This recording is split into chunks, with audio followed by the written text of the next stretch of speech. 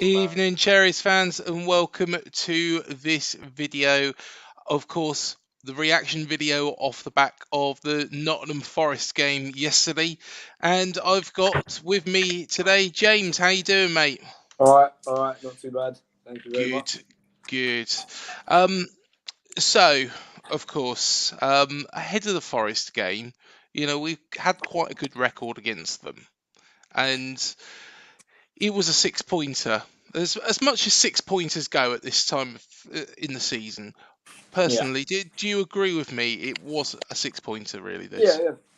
yeah. No, it wasn't a 6 pointer because at this point in the season we're just looking at ourselves. It's all you can do is just look at Mhm. yourself and where you like your point tally and just getting them results.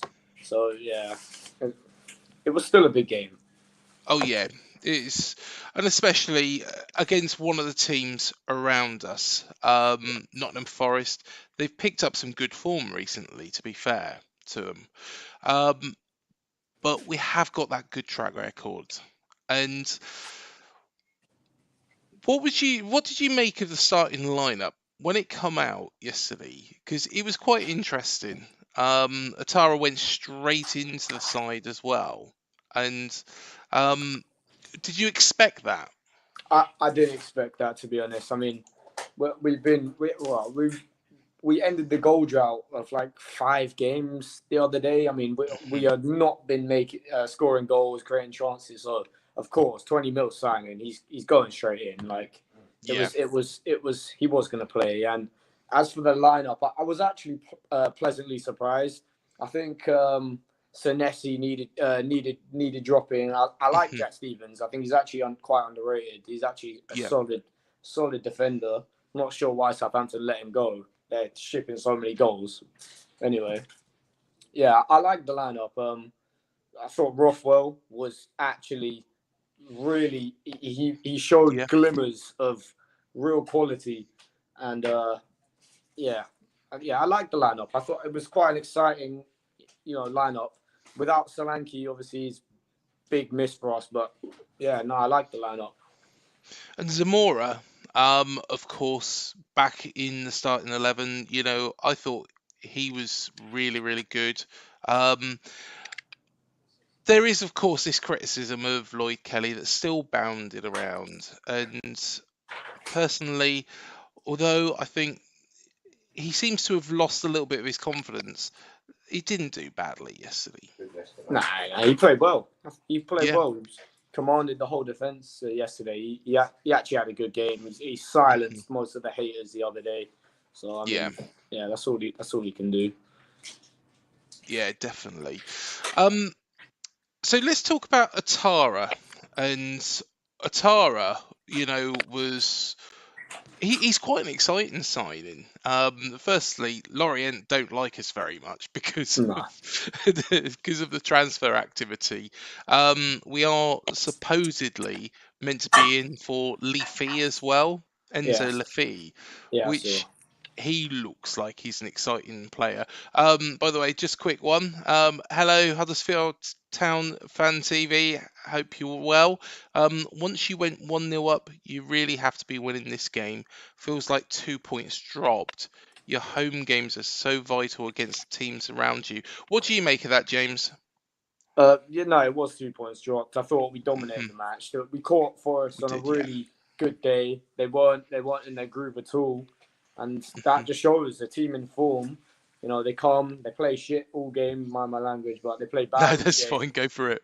and they still managed to get the point. Super Sam Surridge comes up with the goods for them, and yeah, I mean, it was 2 points dropped because we dominated all game, and then obviously if you watch back their goal, Kiefer Moore mistake, he headed it to them, right to Mhm. them, just led instantly to a goal, right to Gibbs White. He played it to Brennan, just blasted it across goal. I mean, yeah, it was sloppy defending, but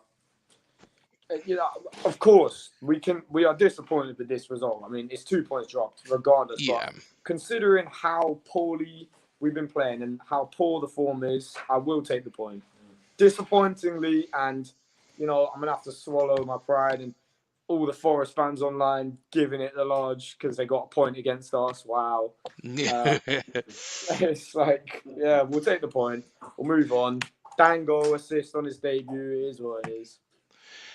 It feels a little bit as well because I've referred back to it after that 9-0 defeat against Liverpool. I don't know if you was there.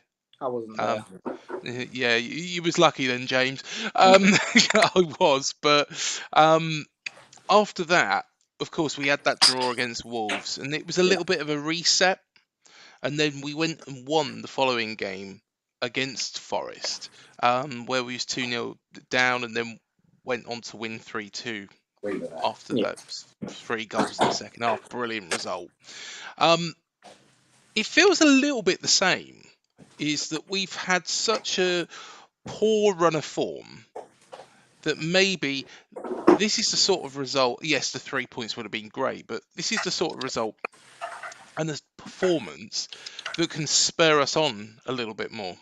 Well, yeah, I mean, as I said, definitely positive to take from the game. Mhm. Finally looked a bit more solid defensively, not just getting just bombarded by set pieces. I mean, obviously they had the disallowed set piece goal, but Mhm. finally actually looking a bit more sturdy from set pieces, a bit more solid at the back. Yeah, there's positives we can take, and yeah, I mean, I think the bad run. I would take if we had to lose 9-0 again to like I would rather lose 9-0 and then go on a decent run than lose a load of games in a row. I mean, yeah, this bad run is bad. It's really dragged us down deep into Yeah, this scrap, and yeah, that's where we are now. I think that's what a lot of fans forget is with Gary O'Neill how well he did to get us into that position where we was before that, and I would call it a mini slump. It was around the West Ham Southampton game. There was a little bit of a slump there, which then, of course, after the Everton result was kind of forgotten about Yeah, because, of course, we played Everton in the cup, we played them in the league. Everton are poor. I'm I'm sorry, Everton fans. I think that they're going down for yeah, definite. Um, but he did so well to get us into that position and get that point tally up so early on. But there was the times when, of course, being 3-1 up against Leeds, 2-0 up against Spurs, closing those games out. And I think that was my main concern and my main criticism of him yesterday as well, is that, and Huddersfield Town Fan TV said it there as well, we need to be closing out those sort of games when we've got a lead. The 3-1 against Leeds, most definitely. 2-0 against Spurs. Spurs have done that on a number of occasions. They've come back. They did it against Brentford, for example. And to be fair, Brentford are a very, very good side. But what do we need to do to close these games out? in, in my opinion, this may be a horrific take, but we need to be a dirtier side. You see all these sides, Hmm? they're going into games. Look at Villa when they won the lot. Emi Martinez taking a booking. They see out the games. The player goes down, head injury. They're a bit more streetwise to these kind of tactics. We just seem to be too innocent. We're just too honest and we just get punished because we don't break up the play enough.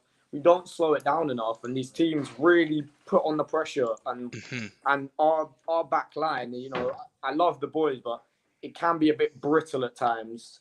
And yeah, but when teams pile on pressure against us, they tend to get the goal. And yeah, O'Neill he's yeah. Now I'm thinking about it. He has dropped a lot of leads. We dropped the lead, as you said, Leeds, Fulham. We dropped the lead. Yeah. So many games we've been ahead and then just settled with a draw or even lost. Mhm. It isn't. It shows O'Neill's lack of experience. Yeah, I completely agree, and that is my main concern. And to be fair, every manager is going to have a rough period. in the Premier League. Let's be fair, Eddie Howe at the start of the 17-18 season, I was looking at those statistics. I put them on Twitter. Everybody kind of ignored it because, of course, it was Eddie Howe. But Eddie had 4 points from the first 8 games that season. I believe we was rock bottom. It might have been the season where Crystal Palace was under Frank de Boer, and I think they lost the first 8 or 9, didn't they?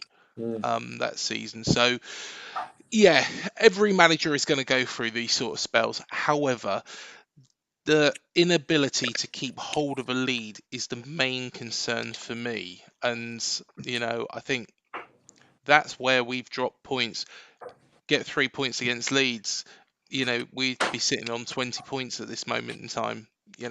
That'd be fine. You could say the Fulham game as well. I was up at Fulham and I thought, personally, we played fantastic that day, but just again looked a bit brittle in defence. Yeah. But you couldn't blame that on Lloyd Kelly or somebody like that No. because Lloyd Kelly wasn't playing. So yeah, it's harsh for them to point the one finger at one player. Just a quick one there from Paul in Oz. I don't know why your name comes up as Ray Ticket. I'm guessing that might be a pseudonym, but it says, "Hi Craig, two things. I think Arnie Danjuma has been badly advised to go to Everton. He has walked into trouble. Also, as much as I like Gary O'Neill, I think he will take us down." Good morning, or I think it's morning, Paul. You might have to advise us on that. I'm not very good with clocks around the world, but Arnie Danjuma. Now, I think personally, I think he's dropped the ball by going to Everton. And the reason being, yes, Everton are a bigger club. Yes, Everton have a lot of history, but Everton are a club in turmoil. I was reading that the owner, the Iranian owner, is looking to sell the club. Bill Kenwright seems to have been dragging it through the mud for so long. I think for the past 20 odd years. And there is that real anger and frustration at that football club at the moment where their fans are chasing cars down the street. Mm. And I can understand it because they are a big club. But at the same time, he is walking into a minefield there. Would you agree? Yeah, yeah. I found it bizarre, to be honest. Like, it made sense for him to come back to us. His old club, this and that, and apparently we gave him more. We gave him more, a bigger wage, but he still chose to join Everton. That's what everyone's saying. Seems Yeah. complete lies to me. I mean, why would he join Everton, take a pay cut to join a worse club with a worse fan base, maybe a better manager? That's the only thing I'll give them. They have over us, even though Lampard's tactically inept. That Mhm. shows where my opinion on O'Neill. So yeah, a better manager than us, and that's it. And I last podcast I was going, I was actually quite disappointed with our fans for the booing at Kelly, but that's nothing compared to actually chasing the fans down the road. Yeah. The borderline harassment or assault. At least the fans weren't doing that. At least our fans have a bit more respect than theirs. Oh, Booing them, at least we weren't chasing the cars down the road. But yeah, bizarre. It was bizarre. Why is Danjuma joined Everton? I mean, he hasn't even officially joined yet, mhm. but yeah, why has he joined Everton? Who in their right mind would want to play there? Well, Huddersfield Town Fan TV, Danjuma has just thought of more money in this move. That is clear to me. The thing is, though, Mark McAdam, and Mark is always on the ball of Sky Sports. Now, he said that Arnaut Danjuma would have been Bournemouth's highest paid ever player if he took the contract from us. Personally, I think I've got to go with that. I don't, of course, nobody can see the figures. I'm sure Mark's, based that on something that he's seen. He always does. Um, but with regards to this Everton move, is it a case that Everton have offered him something? Look, at the end of the season, if we want to sign you on permanently, we're going to throw you. This is the only reason why I can imagine he's gone there. If you keep us up and we sign you permanently, we're going to throw you X amount more. It's just money. It's simple as, no need to overcomplicate it. Hmm. Money, full stop. He's gone there for the dough, and that's Everton. Everton are desperate. They're a desperate club. They've got the massive new stadium, getting paid for millions of pounds coming out for the new stadium. They need to stay up, and they've obviously thrown Danjuma all sorts of money offers. Clauses and stuff Hmm. if they stay up, as you just said. So yeah, it's all money, of course. Everton are gonna use their financial muscle. They've been in the Premier a few more years now, so they're gonna throw their weight around a bit in these type of things. And not only are they signing a decent, not decent, a brilliant forward, they're also Yeah. taking him away from relegation rivals. So it's a not whole nother perspective to look at there. And that's what I was thinking of is if, we was to sign Danjuma, it would be a big step up on Everton. It'd be a big step up on Southampton. We do have a Forest fan in the chat. Good to see you again, Nick. Hope you're well, mate. He has gone there with the name of Lampard, but not Everton. That's an interesting one. So, going to Everton because of Lampard, but not because of Everton. Because they were saying that was the sack race game yesterday between West Ham and Everton. But it's a weird one because I don't think Everton have got the money to sack Lampard. That's what I. That's the theory I've got. Uh, So hang on, you saying Lampard? Sorry, my dad was just. No, that's all right. Um. So personally, I don't think Everton have got the money at this moment in time without breaking FFP to sack Frank Lampard. Yeah, I think I think if they're really spiraling, they will sack him. Like regardless of FFP, they'll sack him if they're really down there. And yeah, yeah, Lampard, Huddersfield Town FC TV just said Lampard's a poor manager. He is a poor manager, but O'Neill's worse. At least Lampard's got a bit of pedigree in terms of playing and stuff like that, and managing Chelsea and stuff. Lampard's got O'Neill's got zero pedigree. Mm, But yeah, to come back to your point, I think they will sack Lampard if it gets dire at Everton. They'll sack him and get in your Dyche or whoever they need to give them the best chance of staying up. But I mean, yeah. personally, I'd love to see us go for Dyche. I think he'd get us really competitive. He'd get us Mm. nasty, and he'd give us more of a chance to stay up. That's just my opinion. Don't slaughter me for that. Just going back to yesterday's game, and I do agree with you on that aspect. Ben Pearson, a player that I I actually think is all right. He puts the cat amongst the pigeons, but I don't think I don't think he's necessarily good enough for the Premier League. But he's something different. If he's put in the right situation, he can rattle teams.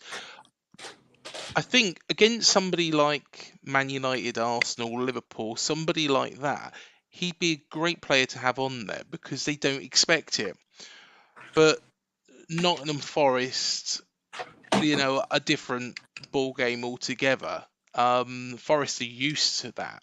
They've got some tough tacklers of their own. Um, but with regards to Dyche, have we got the players though at this moment in time to play to his sort of system? Because we've just signed Atara, who is a skillful player, fast player, goes down the wing. Would he be wasted by Sean Dyche? Maybe, but I think Kiefer Moore, he fits Dyche's model. Yeah. So no, I think Daesh would do. I think he'd do well with us. I think Hmm. No, yeah, I would like to see Daesh. But to go back to your point on Pearson, you said you like him, but for me, like, just is he? He's not even getting on Forest's bench, and it just highlights our lack of Yeah, options off the bench and depth. Pearson shouldn't be anywhere near a Premier League match day, in my opinion. He's just not good enough. You need quality in the Prem, regardless if they're tough tacklers, this and that. You still need to be able to play a bit, and Pearson's just.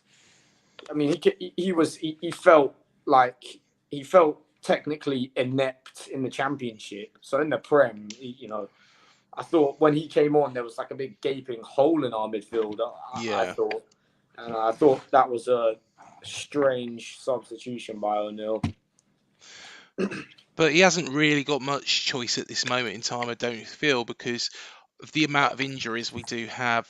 Solanke is out, of course. Tavernier is out, who's done really, really well. Stanislas is a long-term player out. Um, it's, of course, Mepham's just come back. You know, whether or not O'Neill isn't starting him because of that situation, because of the injuries, I don't know. But um, personally, I think with those players out, it has made it a lot more difficult. Well, what do you think we need to do, in this window, considering yesterday's game was a significant improvement on, because let's be fair, if we played against Forest like we did against Crystal Palace, Forest would have wiped the floor with us. They probably would have thought, what the hell's happened to this lot? Yeah, yeah, yeah. No, we played well against Forest. There's positives we can take from the game, definitely. Opposed to some of the performances in this terrible run we've just had. I'm not Hmm. going to say come out of because I'll just jinx it, and then we'll just. When I look on the form thing, it'd be red, red, red, grey, red, red, red. So I'm not going to say we're out of it yet Yeah. because we're not. A draw doesn't mean you're out of a bad run. But Hmm. yeah, positives to take from the game. But yeah, yeah, Cis Forest fans saying. That is, do you know what? I agree with that all day long. Tactical experience showed yesterday when it came to team changes. Cooper knew, O'Neill followed. I've been, as everybody knows, I've been a Gary O'Neill supporter and a backer from day one. When he very first got here, um, he got us out of that rut. The 0-0 draw against Wolves I saw as a good result, and then he pushed us forwards. At this point in time, I think there's three things that have happened. Teams have worked us out. Gary O'Neill hasn't been able to adapt, and the third and most important one is we can't keep hold of a lead because he don't know what to do substitution wise. And I think he will be a good manager one day, but has this job come just way too early for him? Definitely come too early. I mean, a manager getting their first job in the Premier League is virtually unheard of. It doesn't Mhm. really make sense to any logical reasoning. It doesn't make sense that O'Neill is our manager. Yeah, he had that decent bounce when he came in. Mhm. I thought giving him the job on a permanent basis was just a terrible mistake. Uh, should have just kept him as interim until we wanted to upgrade, get rid of him, whatever. We should have just kept him Mhm. as interim. Let him keep working as interim. Don't make anything uh, set in stone. But can I just respond to this Forest fan? He Yeah, says go for it. he says O'Neill. He says O'Neill. Cooper knew O'Neill followed. I mean, that's just nonsense in my opinion. Because all it came down to yesterday, in my opinion, was personnel off the bench. I mean, if you actually look at our bench yesterday compared to Forest, they have a plethora of options. They have Jesse Lingard on 100k a week who doesn't even come on, and Mm. our bench is filled with academy players and Well, yeah, we had two, didn't we, on the yeah, bench? filled with academy players, Mhm. and Ben Pearson is the only option we have to affect the game, and Sariki Dembele. I mean, that's it. Yeah. I think Cooper is a better manager than O'Neill, but yesterday it just came down to depth and Mhm. who they had on the bench. And at the end of the day, their bench was stacked compared to ours, and I think that's what earned them the point in the end. Here's a question actually for Nick, and I don't normally do this, but throwing it out into the chat. Of course, Steve Cooper was given a new contract straight after that Leicester defeat, back in August, I think, August, September time. It was atrocious, to be perfectly honest. The performance was terrible by Nottingham Forest, and I'm sure you'll forgive me for saying that. And then straight after that, Marinakis gave Cooper a new contract and a long-term contract. I'd quite like to hear what Nick thinks of that, because that's quite an interesting situation. It kind of is similar to, well, it's not similar because Cooper did well last season with Forest, but that situation is quite interesting considering the situation we've had. Couple of other things. Do you expect to see some more signings from now until the end of the window? Where do you need to strengthen most? I'll throw it out to you, James. I know where we need to strengthen most, but what do you reckon? There's many areas we need to strengthen.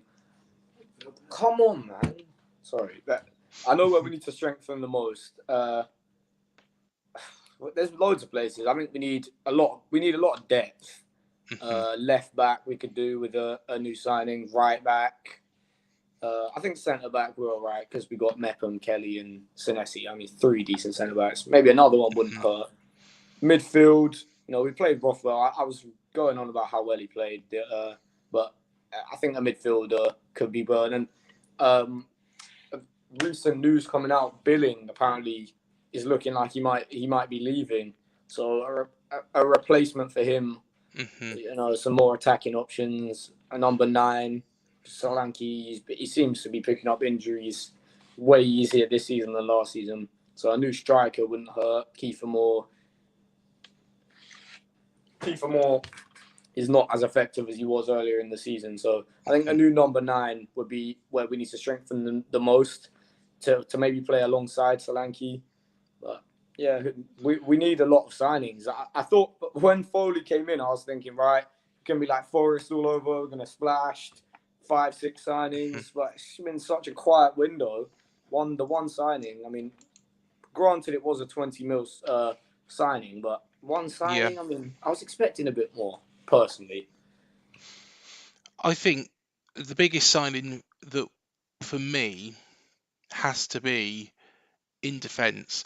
I think if you remember back to the 15-16 season, so we've just been promoted from the championship, and one of Eddie Howe's masterstrokes was to getting in Sylvan Distam, because it just shored up that centre back pairing, and the experience that he brought with him, and the know-how and the knowledge. Um, I think that was vital that season. The first season, I don't care about the second season syndrome stuff, because the second season that we were in the Premier League, we managed to finish in ninth spot, which was remarkable, really. But at the same time, I think this season's all was always going to be difficult. You compare the team that went down from the Premier League to the team that we've got now. Yes, we've got the likes of Lerma, we've got the likes of Billing, we've got the likes of Lewis Cook. But Solanke was never really a starter in the Premier League. We had Wilson King. Um, of course, the goalkeeping department has completely changed. Um, and a lot of the defence as well. Of course, Adam Smith, the only man that was in that defence at the time. Of course, Jack Stacey as well. But again, he was a little bit more a bit part player. But I think defensively, we need an old head in there. just maybe for a couple of seasons. We had Cahill that helped us out of the Championship last season. Personally, and I'll tell you what, I'll throw this out to Nick again. If Steve Cook is not getting played at Nottingham Forest and he doesn't look like he's going to get played, personally, I'd go straight back in for him. I'd get Steve Cook back all day long, straight away. What do you reckon? Yeah. Yeah, no, some experience in that. I just said I don't think we would need a centre back, but if you think about it, a good experienced centre back Hmm. would be ideal. But the thing is, they don't come along too often.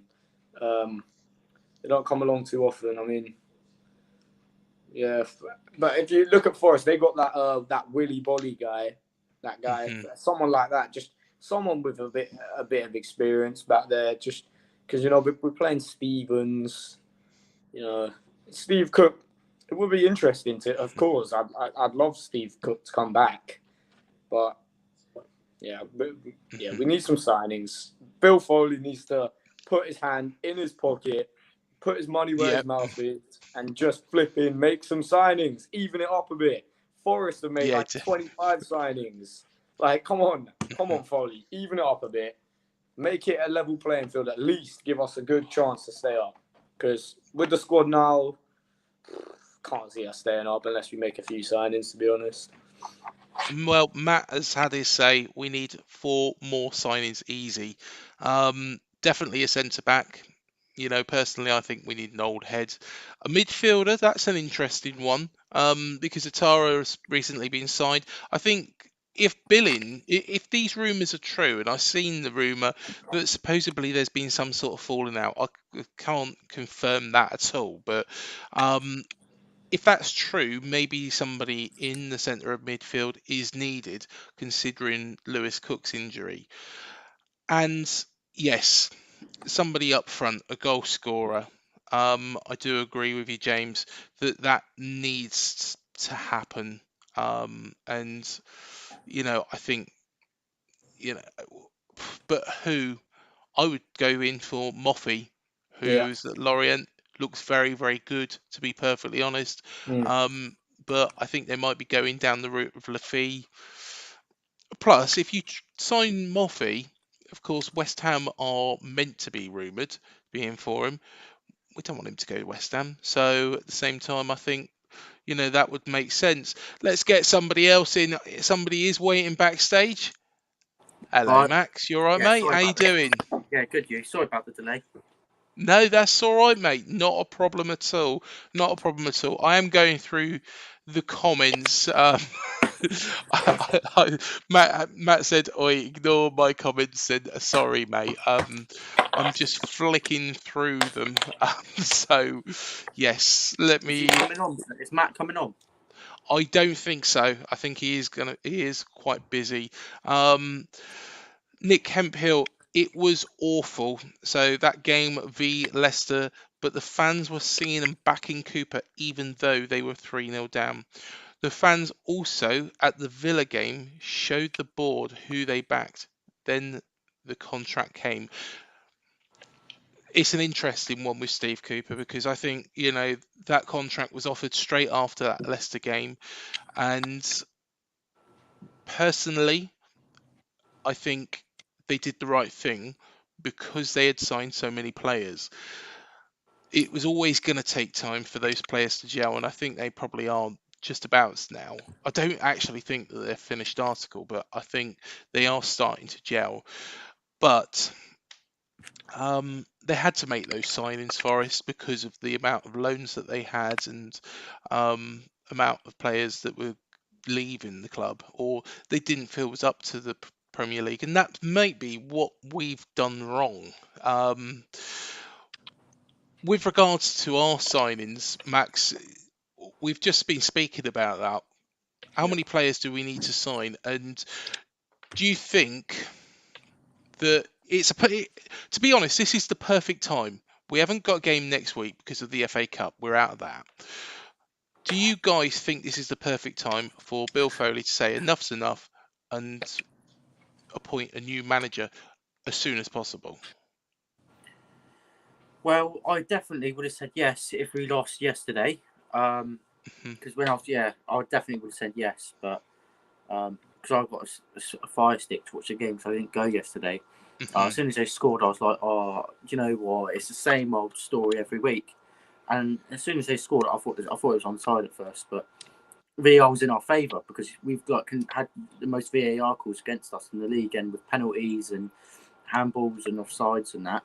But I mean, it was a great goal yesterday. Yes. With Jane, it was a nice low-driven shot. But out of all the Forest players, it had to be bloody Sam Surridge, didn't it? That's the biggest thing that could really annoy me. Oh, it's so annoying. Out of all the Forest players, I wouldn't mind if it's another Forest player, but of course it's Sam Surridge. But because when I was watching it, as soon as because they had like 25 shots that game, we had like 16 shots with like 8 on target. But I mean, because they were knocking on the door because you know what we're like. Every time we win in, we sit back like we did against Tottenham, and it didn't work. Obviously, O'Neill changed the team around, which tamper with the team does not help. But basically, when they were Forest were knocking on the door, I was like, they're going to get a goal here, and this always happens in the 80th minute. And I'm like, as soon as they scored, I was like, bloody hell, we're just going to have to try and sit back and defend this league because it's very rare that we're going to probably end up scoring after. I don't think we've ever scored a kick-off goal from conceding in the 90th minute. I think the last time we did that was when we beat Burnley 2-1 in 2017. Yeah. I remember that Sam Vokes header in the 92nd minute, and then we scored in the 95th minute with Josh King. I was like, oh, wow. But I don't see us. As soon as we concede in the last minute, then I think that's when the heads drop and they just try and sit back, and sometimes it doesn't always work out. Yeah, completely agree. That was quite an interesting fact, actually. Forest only had 6 players left after the playoff final. And of course, one of those was Steve Cook. So that's why there was so many signings. So, of course, we haven't got game next week. Yeah, can rest the players, can't they? Do you want my honest opinion now about Gary O'Neill? And I've backed him all along. I think Bill Foley's probably been searching. It's not going to be a transition like it was last time, where it was sack Scott Parker and then take your time to find somebody else and have an interim manager. I think it'll be sack Gary O'Neill and then bring in the new manager straight away. Hand on heart. I'm sorry. Yeah, we sack O'Neill, then who's our options? Because if we went, a couple of months ago they were on about Sean Dyche, Bournemouth. If we got him, you know what? The only one thing he would do is turn our club into a long ball merchant. We've never played football like that. See, James is all for Dyche coming in. And I remember when we had, that half-time team talk against Forest, Scott Parker had in the changing room. He said, "Oh, we only go long if their press is right." He said, "If their press is right and we can't get out the back, that's the only time we go long." But the thing is, with Burnley, every time they go the through ball, because when we do through balls as a team, we do it along the ground. With Burnley, they just launch up the pitch, and we're not that type of club. So, just like what Parker said against Forest, like half-time tactical team talk, he said it only go long if their press is right, which I can understand. But I mean, we need to start picking up points because, I mean, games are coming really, really fast and that. So, what is it? Match week 20. We played 21 games now, haven't we? Over halfway. Yeah. Halfway. Yeah. I mean, I'll take 17th, but that means there's a lot of improvement in the team to come. I mean, with signings, talking about signings, I would say we need another 3-4 signings. Definitely 2 at the back, probably. Or no, probably 1 at the back, 2 in midfield, and a striker. Is that? Is it? How do you? I don't know how to pronounce his name. That guy that Dango Atara. Yeah. Dango. Is he a wing? Is he a wing or is he a striker? He can play both, I think. Yeah. Yeah, can Both, play yeah. both. But to be honest, I think he was really effective yesterday. Of course, he set up Jaden Anthony for the goal, and I Yeah. thought he was brilliant. Personally, I think we need to pick up, you know, pretty much immediately. And at Brighton, we've played 20 games, I should say. Just having a look though, and this was something. It was a point that was made by somebody I saw on Twitter. Our run of games in March is nicely put, horrible. Yeah. To be Liverpool, honest, Arsenal, Man City, yeah, we have Newcastle. yeah, we got Brighton, Do you know what? Newcastle at home, Actually, I think Wolves against away. Brighton, in not next week, the week after. I reckon. Is it next week? Yeah, I reckon we 2 will weeks. get one over them. I reckon we will. I just got this feeling we'll get one over them because the way they've been playing recently. To They're drop in good points. form. To drop points against Leicester, who are not just as good as us at the minute because they're roughly the same position. I thought they would have done better because they smashed Everton 4-1. Yes, that's easy though. Oh yeah, but what was I meant to say? Yeah, personally, you went to the game yesterday, didn't you? Yeah. So, because when I was looking at the stats as well as watching the game, it was Forest with like 70%, 60%, 66% ball possession. As soon as it was like the 80th minute, could you feel that they were going to get a goal the way they were pressing and knocking on the door? Yeah, I thought the inevitable was going to come. It was towards the end. It did look like we were trying to defend for our lives a little bit. I think the only problem was Kiefer Moore. Right, he headed it. He was complaining. I was watching it. He was complaining to his own players, saying, "Why didn't you?" I think it was Pearson. He's like, "Why are you not? Why are you not running towards the ball? But why head the ball back in your opposition's half so they can just tramp it across goal and then it's a tap in? Don't do that. I'd rather launch it up the pitch, yeah, than or find a player that's in space that can run up down the byline, and at least because they sometimes have it in the corner flag for a minute until the game's ended. But I wouldn't head it back into my own bloody penalty box. That's just asking for trouble. Well, exactly. I'm not being funny, but just launch up the pitch. If you've got no option, if you've got an options, pass it to one of your options that's in clear space. If not, you just clear it. That's it. Yeah, definitely. How many points? 40 points, isn't it, Craig, to stay up? 40 is probably, because we to be went down 100% safe. on 34, didn't we? In the COVID lockdown, and we were putting in a compensation claim about Villa and Sheffield United because the goal line technology. They said that it was a goal, but they can't give it because it's the end of the game, and that's what we were going mad about because we should have been drawn level on points with them, and then we stood up on goal difference. You know what I mean? But and we needed West Ham to draw that game as well. Beat Aston Villa that game, and then they drew. So and we beat Everton. Hand on heart, looking at what is going on and just assessing things, it's quite tight down there. Of course, Everton and Southampton are 2 points behind us, and then let's be fair. If we had held on to that lead, we would have been in 14th place this weekend. It's tough because I want to know why Gary O'Neill only made subs in the late 70th minute. Why not start Siriki Dembele?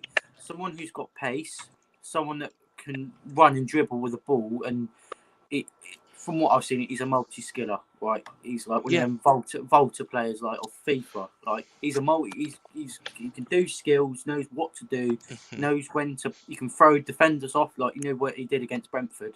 1 minute and 10 seconds as soon as you come on the pitch, he forced a save out of their keeper. I mean, why not start him up along with Kiefer Moore if Billings not playing? Because Billing was sat in the VIP in the stand yesterday. I saw it on the Something's happened there, I think. But just to report back on the Shrieky Dembele, and personally, I think we should give him more time. And James, what do you make of that, Dembele? To be honest, like everyone, I always see our fan base just going on Dembele this, Dembele that. To be, like Dembele is not the answer to all our problems. Like Sariki Dembele is not going to just start a game and we're all of a sudden going to be fluid, making chances every time we go forward. It's just not. It's just not going to happen. And I was actually glad that he didn't play yesterday because I thought the team selection was actually good from O'Neill. But you're talking about earlier about why O'Neill didn't make subs. I think O'Neill didn't make subs because he didn't have anyone to bring on. It genuinely, if you look at our subs bench from that game, we had Pearson and Sariki. They were the two players we actually had who could really come on in the Prem and have an impact. Like we had all them youth players and stuff, but those were the two actual senior players we had, and neither of them, in my opinion, are going to do enough to actually change. Like a lot of people, I like Dembele. I do like Dembele, but I think he's a bit overrated. The clubs, our fan base is just a bit desperate in that regard because it's like we've not made no subs and stuff, and we think Dembele is going to solve all our issues. I mean, he's a decent player, but he's not world class. He only cost like $1 million, didn't he? Like, yeah. I mean, I think he's still a work in progress. But just looking at this comment here from Paul in Oz, Paul, I do completely agree with that. I think here's something I'm going to throw out to you. If we get to 37, 38 points, are we safe? That is basically 7 wins. And where the hell do they come from? Because we got 18 games. Where do these wins come from?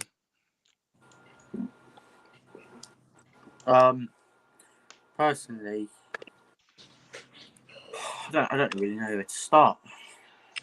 I mean, it doesn't help we have got all these injuries. Like Solanke, Tavernier, I don't know what was going on. So how comes Billing didn't play yesterday then? Did he decide not to play or something? I'm not sure. It's not actually come out, but somebody has said that there was disagreement. We can't report on that, but yeah. But I mean, I we're don't know missing how key true. players like Solanke, Billing, Tavernier. Who else? Fredericks. Sorry, would you say? Fredericks, Yeah. Fredericks as well. Brooks. I don't know when Brooks, he's of course, returning. yeah, long term. I really do not know when he's returning. Well, a little bit on David Brooks. Of course, earlier on in the season, he was due to come back into the fold. He was doing light training, he was working. That was around about September, October time. Unfortunately, because of the chemotherapy and stuff he's been through, it does affect the muscle tissue, and it does make it a little bit weaker. You do need a bit more time, and unfortunately a little niggle has kind of set him back. That's what I've been told. However, hopefully, fingers crossed, because he has been keeping training. Hopefully, fingers crossed, he will be, back and firing. But just going back to my earlier point, so 37, 38 points, like Paul in Oz says, will that keep us safe? I think it will. Yeah, I think it will as well, but it depends on the other results that are going on around us. Of course. Because remember it went to the last day, didn't it? In lockdown, went to the very last day, and you know what? Results went our way. We needed Arsenal to win against Watford. They won. We need to beat Everton. A draw was nowhere near enough. We had to win, so we fighted and we won that game. The only one that we got buggered with was West Ham and Villa. Yeah. And I mean, I thought if we had if we stayed up, then I reckon we'd still been in the Prem and not gone down like a season ago or before. But if we get all our injured players back this season with like a decent amount of games to go, I still reckon we have a chance. I may be silly saying this because everyone, even the bookies, everyone, all the pundits are saying we'll still get relegated. But if all of our players are back with a decent amount of games left, and I personally think maybe 17th or 16th, maybe not. I reckon maybe not 16th, but I reckon we can just shy it of 17th with that comment that like 37 points, 38 points, but. We'll see at the end of the season where we are. If we're down, we go again. We fight for the Premier League, and we try and go again. We stay as a team. That's an interesting fact there as well, and I do remember this, and this was a concern when we did actually sign Phil Billing. He did down tools at Huddersfield, and it kind of just lost, his. It seemed like he lost his mojo really at Huddersfield, and he was doing well there, and then just seemed to fall off a cliff. So hopefully this isn't the start of something similar here. Okay, I'm just having a quick look, and sorry, Nick, I will come back to your comments in a second. I'm just having a look at these remaining fixtures for us. So, of course, in that run-up, well, in the final 18 games, we have got Man City, Arsenal, Liverpool. We've got Spurs, Man United, and Chelsea. So that's 6 that we can knock out the equation there. Newcastle as well. Newcastle as well. Let's knock them out. So we've got to get 7 wins effectively from the 11 winnable games. Now, personally, I think last game of the season against Everton, even though I don't think I think Everton are, I'm going to say it, are shit. Everton are shit. They should be down by that time. But if they're not down already? To be honest, I think they might be cut adrift. I And think they might be Southampton as cut well. adrift. Southampton maybe not so, and we'll come back to them. But Everton, I think they will be cut adrift. I think we need to beat Everton last game of the season. But the problem with that is if they are fighting for their lives and they have a chance of getting out, and we might be just outside the relegation places, that isn't the sort of scenario we want to go into. Of course, Palace away. Personally, I think we were very, very poor against Crystal Palace at home, and I'm sure you guys will agree. I mean, it's one of our bogey teams, isn't it? Like Preston, bloody Preston. It's always Preston, isn't it? No, it's 3-2 the last 4 games. I know. And all their goals probably been in the North End as well. And if I'm right in thinking, yeah, it was. Of course, we got 37 points from 15 games last season. From the first 15 games, and then Preston come along, and of course Preston were just outside the relegation zone, if I'm right in thinking at that point, or were they even in it? No, I think they were just mid-table, to be honest. Were they? They're just bang average Championship side. They always just beat us somehow. And I thought, well, this has got to be a home banker, but then again, it is Preston, and guaranteed that's what happens. Peterborough as well, who got relegated, who were right at the bottom. We were first, and they're at the bottom, and we went 1-0 down to them. 1-0 down, and then we drew 1-1 that game, which was still awful. Yeah. I mean, do you know what? We had 91% win probably that game, 5% draw, and a 3% for them to win, and it was a draw. See, this is something that I think, actually, it's a fair point what you made there, Max, because I think this has crept in from last season. Because, earlier on in the season, like at Fulham, we were fantastic. We were good. Couldn't necessarily defend brilliantly. Conceded 2 goals. But, to be fair, the penalty that Mitrovic scored was, he knew what he was doing. But feels a little bit like last season, but just on a higher level, and we're in a completely different scenario. because there was games last season which could be put akin to that Crystal Palace game. Derby, for example. Derby away, that performance was terrible, put nicely. We lost Um, 3-2, didn't we? yeah. Um, there's even games where we drew, like you say, Peterborough, we drew twice with. Reading as well. Reading. Oh, Oh, two honestly, home games. Two home games Beat in the them away, same week. Noah. 2 home games in the same week. It was a 6-pointer as well, and we bottled it. I have And never you know been what? I was so getting text. frustrated watching. I was getting text AFC bottle job Well, because all my mates were texting me that. it was.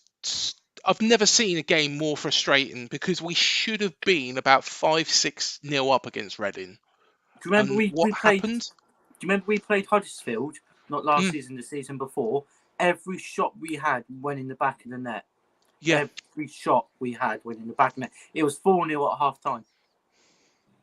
yeah. And And personally, they I had 1 think shot, none on target. We had like 20 shots, like 10 on target in the first half. so. Can these players, when things are getting tough, can they pull themselves out of it? This is the Depends if they thing. want it or not. Depends if Is the they really. manager able to pull it out of them? Here's an interesting one, and actually, I'll read the comment as well. I've just seen it afterwards. I was even surprised that Dembele was not starting after seeing his recent sub appearances. Maybe O'Neill does not trust him for a run of games. I don't know why he doesn't trust him for a run of games, but I think Dembele is a very, very good talent. I mean, if And he's a striker, and because he can make the runs, can't he, and time it perfectly. If he outpaces the defender, he's 1-on-1 with the keeper. here's another thing, though, to throw out there. Would it not have been an option to put Dembele, on that right hand side where Atara was, and put Atara in the middle? With Because Kiefer Moore. with Kiefer Moore, or instead of Kiefer Moore, because he looks like he can play on his own. It does look like looks like he could be a little bit like Slanky in that style. Yeah. I mean, how long Solanke out for? Like 6 weeks, 5 weeks, isn't it? Too long. I think he'll be back for the Brighton game. I saw something saying he's back early February, so I mean, maybe he'll be yeah. back. I mean, do you know what the funniest thing is? We've got Everton last game of the season this season. Yeah. We had them last game of the season when we were fighting to stay up. And my question is, do you think that our football club, Bournemouth, it'll go down to the last game whether we stay up again or we go down? Do you reckon? Yes or no? Well, to be honest, it was pretty much done by that game. It was out of our hands. We need to make sure going into that Everton game it is within our hands. The reason behind that as well is it's not such a a bigger situation if Everton are already down. If Everton are relegated to the Championship at that point, then they're playing just for pride. But if it's a case where both sides could stay up potentially, that is a pressure cooker that maybe we don't want to be put into. That's quite a good point as well. Ben Bloom, fantastic channel actually. Benjamin Bloom's football channel. I would suggest everybody goes and checks him out because he is really, really good. Did a video on survival points history in the Premier League. 40 is not the magic number always. And do you know what? You've just given me an idea for a video.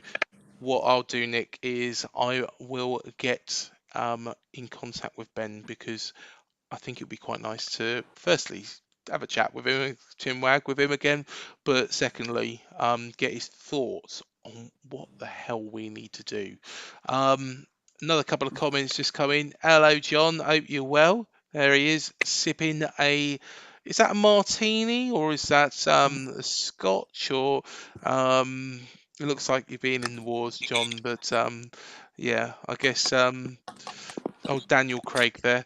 Um, and Huddersfield Town Fan TV. Sorry for butchering the channel name there. Another very, very good channel. And thank you again for coming on last time round. Actually, it would be quite nice to have you. Well, providing what happens potentially in the coming week, it'd be quite interesting to have you on the show. But I think Everton, Southampton, and Wolves, and yes, we hope so as well. Right, let's make a bit of a prediction. If we're not going to go down, I'm guessing, do you guys agree that Everton and Southampton are the two that look like they are pretty doomed? Yeah. Yeah, I mean West Ham beat Everton, didn't they? Well, everyone can beat Everton at the minute, can't they? Yeah. I mean, I don't know what's going on at that club because the owners really like Frank Lampard, and now every single Everton fan is singing "sack the board." Yeah. They're not turning up. They turned on their manager. Now they're leaving him alone. Now they're turning on the board. You know who Everton's next game is as well? Who? Arsenal. Now, are they going to get anything there? And then after that, they've got to go to Anfield. They drew Man City. They drew to Man City. I don't know how. Well, maybe the Man City players have been on the Scotch all Frank weekend. is going to be gone within the next 2 games at Everton if they lose them. To be honest, I don't think he'll even get to the Arsenal game. Do you reckon he could or be shouldn't sacked? get to the Arsenal game. He shouldn't. Yeah, he shouldn't. But Hopefully they at does. home. Yeah, hopefully, fingers crossed. Everton are at home against Arsenal, but away against Liverpool. Then they've got Leeds, which you could say is probably more of a winnable game. But I think that is the reason why they're doomed. You look at the games that they've got around. Well, to be honest, there's no easy You were games. saying that we should exempt top 6, some of the top 6 with Newcastle, we'd make it top 7. Personally, we could be sitting here saying, look, we're not going to get anything out of it, but our first season in the Premier League, we beat 3 top teams. I mean, we beat Man United 2-1, we beat Chelsea 1-0, and that. So anything's possible, isn't it? Yeah, anything is possible, but at the same time, it's the way we're playing at the moment. It makes me think that we're probably not going to. Something needs to change, doesn't it? Yeah, we're going to have to beat the teams if around we weren't us. to go down, Craig, if we weren't to go down, where do you reckon we're finishing the league if we were not to go down? At this moment in time, 17th. I would bite your hand off for 17th. I'd bite your hand off for 17th. Do you think the fans would be really happy with 17th? Yes. I think if we can stay up on goal difference, if we can stay up at 17th goal difference. Yeah, imagine we stayed up on goal difference in Southampton. Southampton went down in 18th and we sent them down. Oh my God. Why I think Southampton's got more of a chance as well. And by the way, Everton and Southampton have played each other twice. So that is a big, big point as well. Of course, we've got to play the pair of them. Yeah. So that's a good thing. But Southampton's run over the next couple of weeks, Brentford's always a difficult place to go. But then they've got Wolves. You could say that that's a winnable game. Leeds, a winnable game. Chelsea, not particularly in great form. Leicester, to be fair, Southampton probably have probably got a bit of an easier run coming up in the next couple of games, and I think Everton could be cut adrift. Yeah, personally, yeah, I do. Do you reckon? I mean, if they go down, well, all the likes of their key players are going to leave.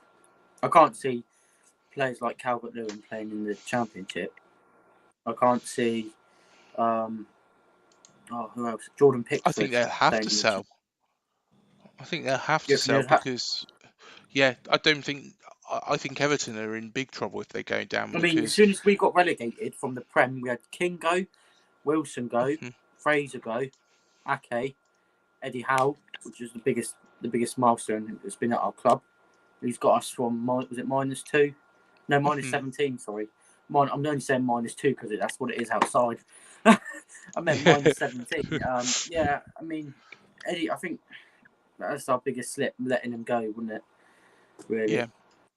But he deserves to be where he is at the minute because he's done an outrageous job at Newcastle. Because personally, I thought they were a bang average team with bang average players right now, but he's turning them into a Champions League team, right? And Well, I think the worst they could bottle is top 4 and get Europa League. But I think they won't get first, second, or third. But I reckon they'll get the fourth. They will get fourth quite comfortably. I mean, I don't see Liverpool or Chelsea maybe. They might not even be in Europa League because I can remember last season Arsenal were in like 8th, I think. Now look where they are. yeah, Weird season, isn't it? it Newcastle is. up there, Brighton up there, Fulham up there, Brentford's up there, and the only 2 South Coast teams that are struggling is Bournemouth, Southampton, and you've got Everton at the bottom of West Ham and Wolves and Leeds. But Premier League, anything happens. It's a funny season, you know. I remember we were 3-1 down to Liverpool with 10 minutes to go, and we come back 4-3. I mean, the Premier League. We were 3-1 up in the 70th minute. 75th minute against Leeds, and what happened? O'Neill did the same things what he did against Tottenham, tampered with the team, brung the attackers off the defenders, and then we got folded in half, and then we got done. I think, yeah, with regards to O'Neill, this is probably the best time. If we are going to change him, this is the time to do it now, because we've got 2 weeks for that new manager, to come in, bed himself in, work out, train a couple of days with the players, work out who he's going to put in. Of course, get some of the injured players back as well, you know, if he can. And personally, I think this is the perfect time to do it. Leicester look dodgy. Also for us, it's better that Lampard stays. Yes, I think, you know, hopefully, fingers crossed, he'll stay as long as possible at Everton. But I think unless they can't get rid of him, because I've had a look at the stadium costs actually, and that stadium is costing £500 million. That Everton stadium. Maybe that is why they're under all this, and maybe they can't sack Frank Lampard because of FFP. It's a crazy one. We'll wrap it up in a couple of minutes, but let's just quickly look at Brighton away. And of course, we've got this point against Forest. Could this be, and let's play devil's advocate here, Gary O'Neill, if he stays in the job and is still manager for the game at the Amex, could this be pretty much a bounce back like we saw with the Wolves and the Forest game earlier on in the season? Could be. Yeah, I think it could. I think we could. I think we could bounce back. If we play properly as a team, and we don't do all this pass from the back malarkey like what probably most witnessed yesterday. I mean, yeah, if we turn up and we play a proper game of football, then I don't see us why not. Because if we can beat them 5-0 the other season, yeah, then I mean we can do it again. And another bonus for us, I want to point out, is Trossard is their main goal scorer ain't there anymore. So yep. So that could be a positive for us, but you know, it doesn't help that we've got like 6 other injuries against us. So you never know. Personally, I think whoever scores the first goal in the game against Brighton will probably end up winning it. But I mean, I said that against when we I come on for the 3-4 against Forest this season, but a few games back. We were 2-0 down and then we come back 3-2. So anything happens with our football club. But personally, if we score the first game against Brighton and we rattle them, then I personally think, yeah, we can beat them. Don't think heavily, but I don't see us getting a clean sheet against them, but maybe 2-1 away. A win's a win, isn't it, really?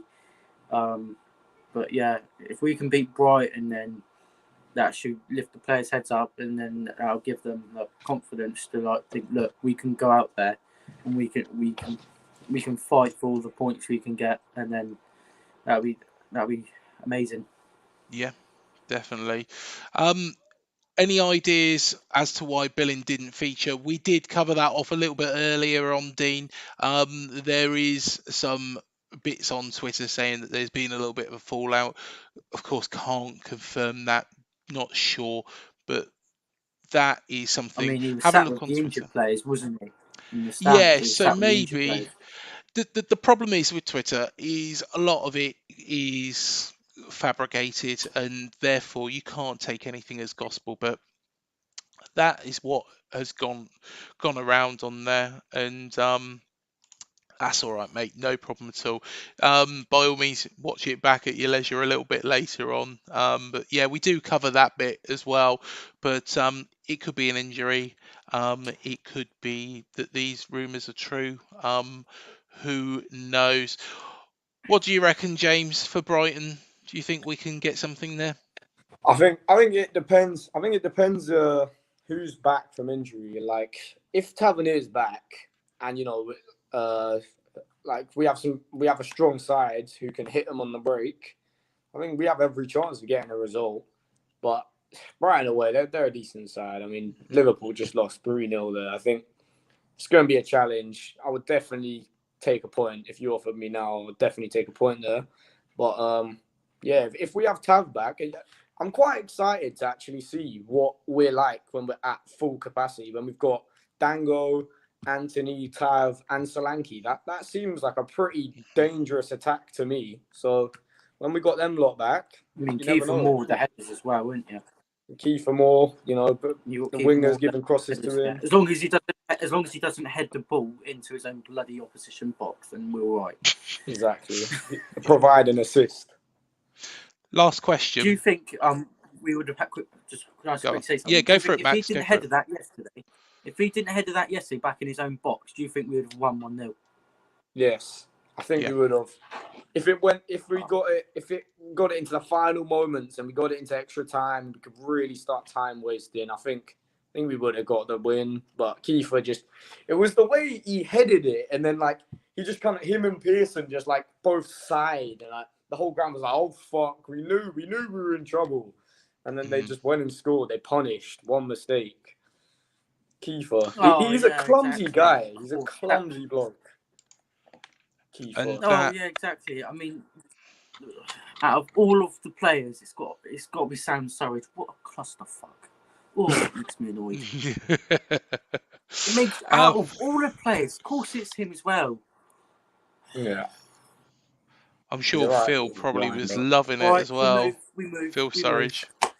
We move. Yeah. Yeah. Just a quick one from Dean. We did cover this as well, Dean. But honestly, not worry. Our bench was worryingly light versus Forest, as we don't seem to be able to make game-changing subs currently. That is so true. We're so light. A front three of Dom, Dango, and Tav versus Brighton could trouble them, and hopefully Tavernier is back. His final question, and by all means, people in the comments, I'll get Max and James's views on it first, but by all means, we'll go through any comments that are made. Who's going to be in the dugout for the Brighton game? Hopefully not 0-0. That's all I'll say. I mean, I'm not going to go on give a long answer, but hopefully not 0-0. Please not 0-0. The longer we go on with 0-0, the more damage we're doing to ourselves, in my opinion. 0-0. Another thing about 0-0, yeah. A few games we've had 0, not scored. You know what I mean by that? Personally, in the dugout, I like you said, I would like Tavernier back, Solanke back, Fredericks back because he's experienced right back from West Ham who played Europa League football with them. So if you can see where I'm coming from, if we can get them 3 back, that would be amazing. Like what you said, James, mate. Is it James? James, is that one? Yeah, James. Yeah. Like you was just saying, mate. Them front three: Solanke, Quetta, and Tavernier, and then Kiefer Moore behind. Would you say that's a good option? Kiefer Moore behind Solanke. Yeah, but what about Anthony? Anthony played. He was one of the best players on the pitch. Anthony, yeah, he could be a winger as well. Yeah. Oh, Shariki Dembele as well. I didn't mention him. He's not getting in front of any of them, in my opinion. Anyway, them wingers we got there are good. Because when we played against Forest, did their second goal, when it did go in the account, did it go to VAR? I think it did go to VAR. Did the referee go to the screen? What, when we was away? No, at home, because obviously the first goal was ruled out. Did he go to the monitor again for the second? No, goal? I don't think he didn't go to the monitor. I think VAR just looked at it and it was like it wasn't offside. I don't think it was offside. Oh, anyway. Right. But the first one that was ruled out, did he go to the screen for that one? I can't remember. I think VAR just said no goal.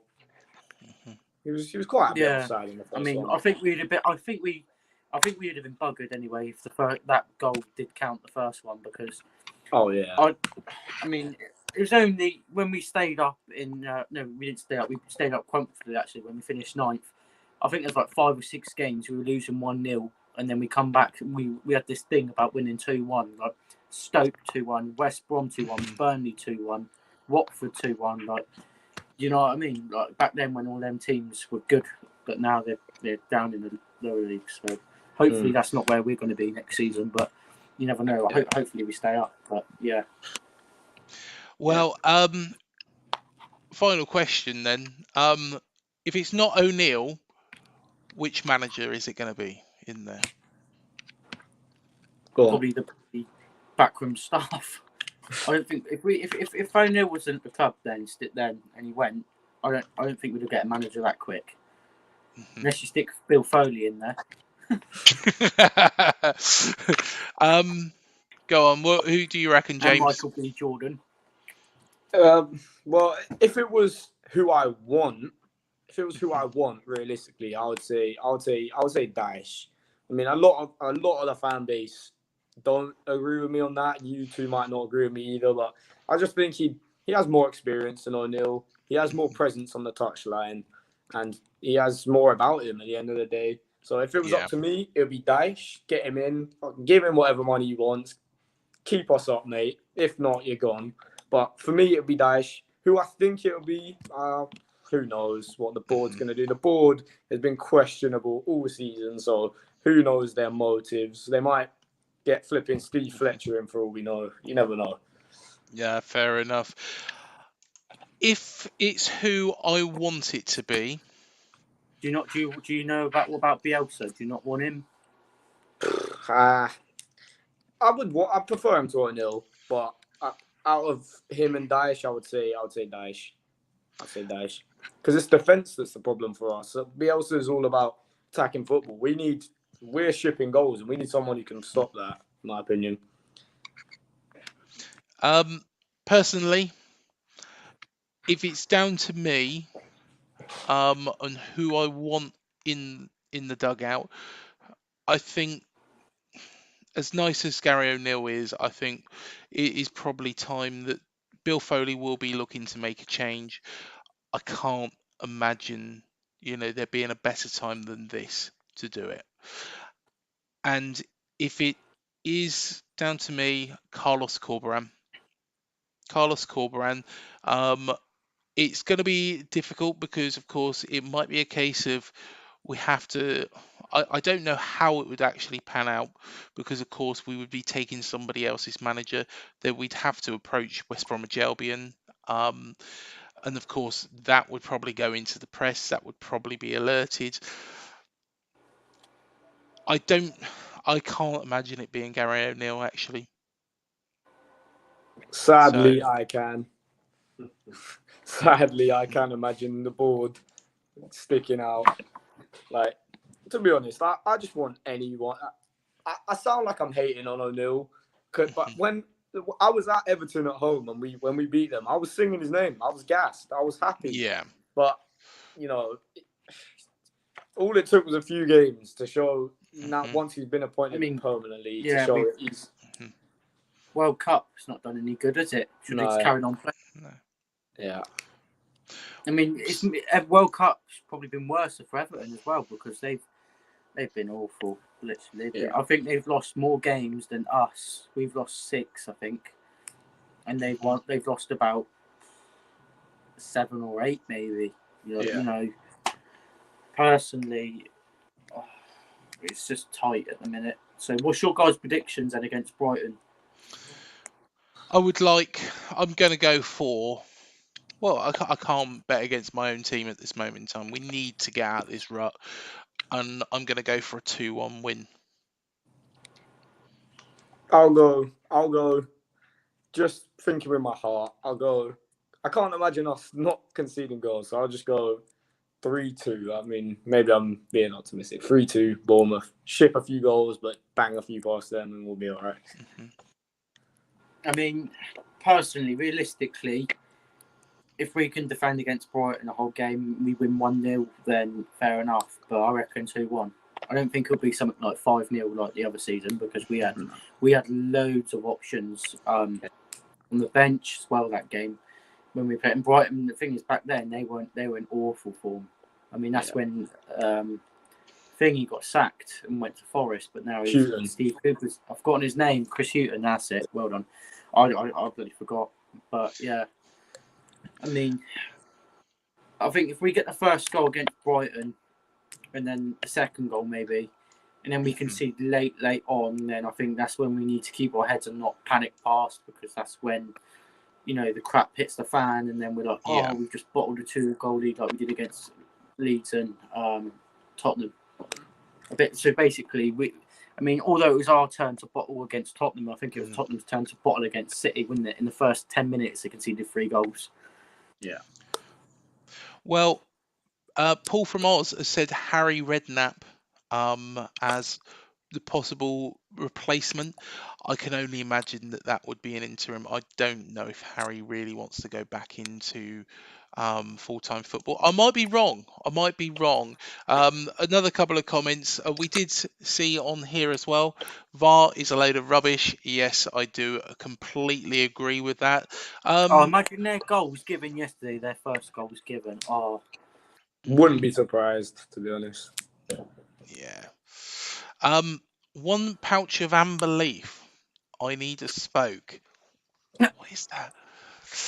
That's a bizarre one. And we've got somebody messing around here, I think. Going down with my ship, I hope not. Mike Bassett. Wow, to be honest, would Mike Bassett do a better job? That's a question. But I don't think so somehow. Do you know, I'll tell you who else should be in dugout, writing things down on their notepad against Brighton. Go on. You, Craig. I think you do really well. Would I? Yeah, I reckon. I mean, you talk really good sense, so I reckon, why not have a pop? Well, there we go. Bill Foley. Bill Foley, if you want me to whip the team into shape, just get in contact. But, I won't expect it to be ringing. And Julie is enjoying some cake. I think we'll wrap it up there. Thank you, everybody, for joining us. Last one in between. 1 pouch of amber leaf said 20-0 Brighton. I don't think so. We're not that bad. No. And Dean Curlew said, I'll be there, 2-1 us. So will we. So yes, look forward to saying hello. By all means, come and say hello to us if you say yes. Me, Matt, Sam will all be there. Well, thank you guys for joining us. Thank you, Max, as per normal, for coming on, and James, as per normal, for coming on as well. A pleasure as always, and hopefully, fingers crossed, in a couple of weeks' time. This evening, Craig, mate. So busy with sorting things. Mate, that is not a problem at all. It's a pleasure to have you on the show anyway, and by all means, guys, in the comments, feel free to get involved in the next one. The links will be on Twitter. They'll be on. Actually, it's in the comments box as well on these videos. So feel free to actually join us. But yeah, until next one. Thank you everybody for joining us on this show, and we'll see you hopefully after a good result against Brighton Hove Albion. Come on, the We'll boys. see you then. Come on, the Cherries. Cheers. Cherries, yeah.